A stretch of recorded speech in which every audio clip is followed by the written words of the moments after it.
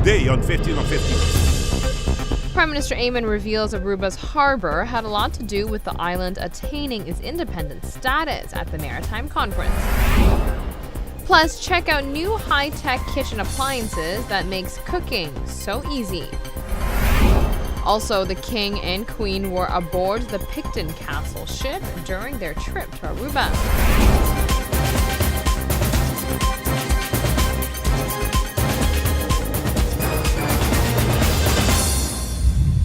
Thank you for joining us. I'm Yentl Lieuw. The Maritime Conference recently took place.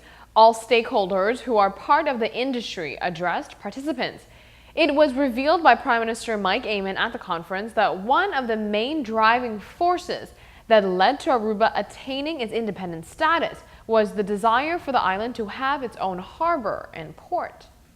At the Maritime Conference, Aruba's Prime Minister acknowledged the island's harbor connections with the Dutch Kingdom. The development of a port is very much linked to the existence of Aruba as a country within the kingdom. Early in the past century, Aruba only had a pier where some schooners could deliver goods that the small society living in Aruba needed to survive. And the small community in Aruba had the desire to have a larger harbor. So we've set out this goal to develop an own harbor in Oranjestad. Furthermore, one of the reasons Aruba worked tirelessly to achieve an independent status was to have our very own harbor. At that time, the central government was located in Curaçao, and the response that the Aruban small community of Aruba got on its request to have its own harbor was, we already have a large harbor in Curaçao, so why do you need to have a large harbor in Aruba? And being confronted with this tough reality of not having sufficient autonomy to determine your own course and your own destiny, and to determine what your priority is, a group of Aruban citizens, heroic citizens, started the movement for what we call today Stad Aparte, and we will be celebrating next year 30 years of our Stad Aparte. Meaning the Maritime Conference is a cause for celebration and perhaps an opportunity for those working within the industry to reflect the significance of the field for the island. So the fact that we're talking about harbors today and their potential is very much linked to the existence of Aruba as an autonomous nation within the kingdom. So you can imagine how important we find it that you are with us in these days, also discussing on the opportunities that we can give to the new developments of our harbors. If we look at the harbor in Oranjestad, going through the transformation it's going through right now, moving the container harbor, building a total new container harbor in Barcadera, creating great opportunities for Aruba to develop a cruise harbor, a harbor that would be integrally connected to the city, is something we see as very important. I'm very happy that recently we have welcomed a potential partner, Port of Amsterdam, to be part of this process where we can create the strategy and the policy to have a harbor in the city very well connected to the larger aims and goals that we have for the development of our country and our city. The port industry within the Caribbean region and Latin America is a growing one.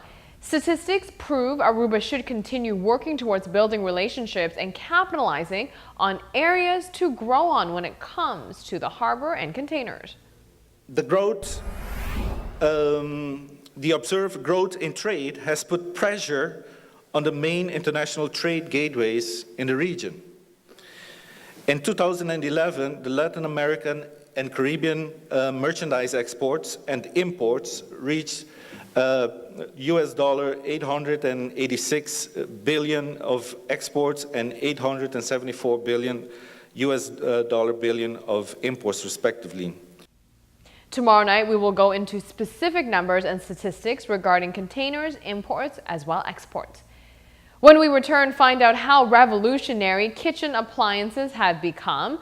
Then we will show you the world's most beautiful box of chocolates And forget selfie sticks, check out selfie arms. All that and much more coming right up, so stay with us. When we return, find out details on the selfie arm.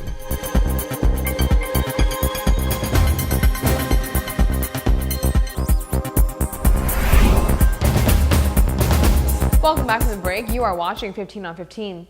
In the future, your kitchen appliances will help you prepare 5-star dishes instead of burning every meal you cook. IKEA recently teamed up with design students and innovation experts to create a futuristic concept kitchen. Check it out. This IKEA kitchen will change the way we live in 10 years. Some of the visionary designs they hope to launch include food storage that doesn't require a fridge and an eco-friendly sink to sort and recycle water. However, the most impressive thing they're bringing to the table is the actual kitchen table. IKEA's new concept will essentially turn your kitchen table into a tech-driven cooking command center. Thanks to a high-tech induction cooktop, the new smart table design will allow you to cook ingeniously and reheat food right on its surface. This concept will also step up your chef skills by giving you a hand with measuring ingredients and suggesting recipes based on the foods placed on its surface. If that is not impressive enough, the table will have a built-in charger for your iPhone and tablet. Now, I have to say, for someone who doesn't cook myself, that is pretty amazing. A Japanese design company have come up with something pretty spectacular as well. Feast your eyes on the most beautiful box of chocolates ever. The company named Nendo has revamped rubber bands, tackled 4,000-year-old chopsticks, and more. But now the focus is on delicious treats. They already make some of the most beautiful ice cream cakes, but now it's all about little truffles that look like just geometric forms. In total, there are 9 designer chocolates. They range in shape from a wireframe cube to a dappled visualization of a sound wave. There's only a limited edition of 400 boxes, so grab them fast. Moving on over to technology. The selfie stick pretty much became a hit overnight. Now introducing to you the selfie arm. Selfie sticks have become socially acceptable. It is part of the process of taking selfies. But now the pictures don't have to look so lonely with the selfie arm. It is said to be extremely lightweight. All you have to do is stick your phone on the clip and hold the selfie arm by the hand. It will end up looking like you have a friend taking the picture for you. According to the designer, nobody wants to look alone while they mindlessly snap pictures of themselves. It is supposed to be funny, the arm. The selfie arm is sculpted out of clay and wrapped in fiberglass. I hope I am mistaken, but according to the reports I read, the selfie arm costs $6,200 each. Let's take a very quick break. Here's what's coming up next for you. A tour on board the infamous ship next.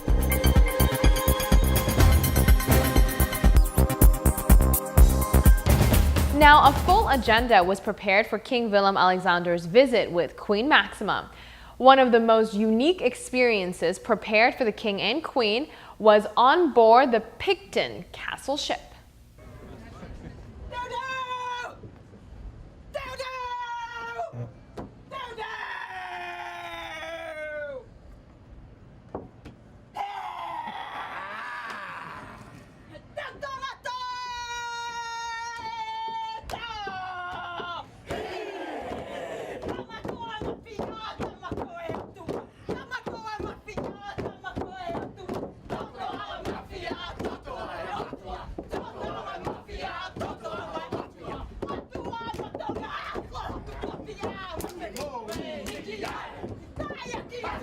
Besides for memorable performances on the ship, they received a full explanation and tour with those most familiar with the Picton Castle.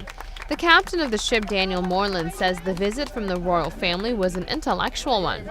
It was a delight to have Their Majesties aboard. They were very engaging, charming, friendly, knowledgeable about ships, absolutely, with a Navy career and background, and asked very pertinent questions and about the crew and about our voyaging. Well, the ship, of course, is on our 6th world voyage, and we diverted from our other cruise in the Caribbean to come to Aruba because Well, I used to live in Aruba as a child, and we just felt like it was a wonderful thing to do.